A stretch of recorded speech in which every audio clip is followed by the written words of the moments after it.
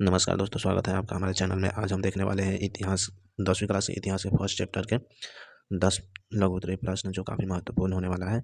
चलिए बिना समय गंवाए हम इसको शुरू करते हैं। हमारा पहला प्रश्न है प्रश्न संख्या 1। प्रश्न संख्या 1 में दिया है फ्रांसीसी क्रांति के 3 प्रमुख परिणाम क्या। इसका उत्तर है पहला है निरंकुश राजशाही का अंत हुआ। दूसरा में समानता, स्वतंत्रता और भ्रातृत्व के विचारों का प्रसार हुआ। तीसरा है संविधान के आधार पर नागरिकों के अधिकार स्थापित हुए। चलिए हमारा अगला प्रश्न प्रश्न संख्या 2। प्रश्न संख्या 2 में दिया है नेपोलियन कोड क्या था।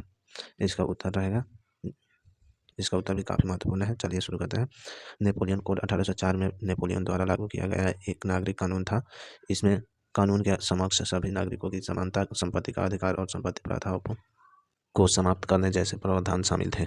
हमारा अगला प्रश्न प्रश्न संख्या 3। प्रश्न संख्या 3 में दिया है यूरोप में राष्ट्रवाद के उदय में साहित्य का क्या योगदान था। इसका उत्तर है साहित्य में राष्ट्रवाद के विचारों को फैलाने में महत्वपूर्ण भूमिका निभाई।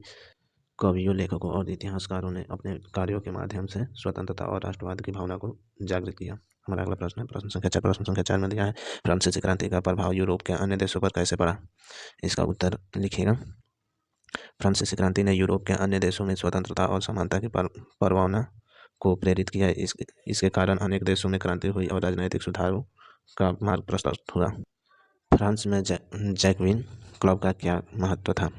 इसका उत्तर काफ़ी महत्वपूर्ण होने वाला है। चलिए देखते हैं इसका उत्तर है जैकविन क्लब ने फ्रांसीसी क्रांति के दौरान लोकतंत्र की स्थापना और निरंकुश राजतंत्र के खिलाफ संघर्ष में महत्वपूर्ण भूमिका निभाई।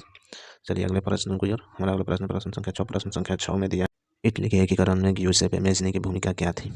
तो इसका उत्तर रहेगा हमारा ग्यूसेपे मेज़नी ने इटली के एकीकरण के लिए यंग इटली नामक संगठन की स्थापना की और लोगों में राष्ट्रीयता की भावना को प्रोत्साहित किया।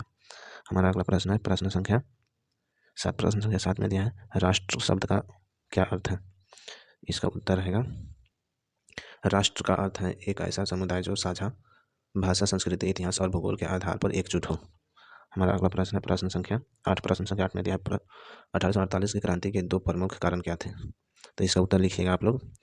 पहला, स्वतंत्रता और समानता के लिए संघर्ष। दूसरा, निरंकुश शासन के खिलाफ जनता का असंतोष।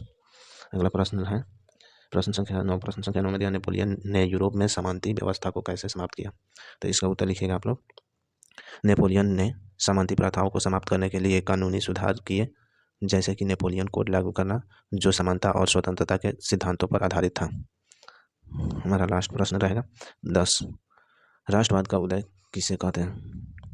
तो इसका उत्तर लिखिएगा आप लोग। राष्ट्रवाद का उदय वह प्रक्रिया है जिसमें लोगों में अपनी भाषा, संस्कृति और इतिहास के प्रति गौरव और राष्ट्रीयता, एकता की भावना विकसित होती है। यदि आप लोगों को इसी तरह के वीडियो और चाहिए तो हमारे इस वीडियो को लाइक और इस चैनल को सब्सक्राइब जरूर कर लीजिएगा। चलिए तब तक के लिए हम अगले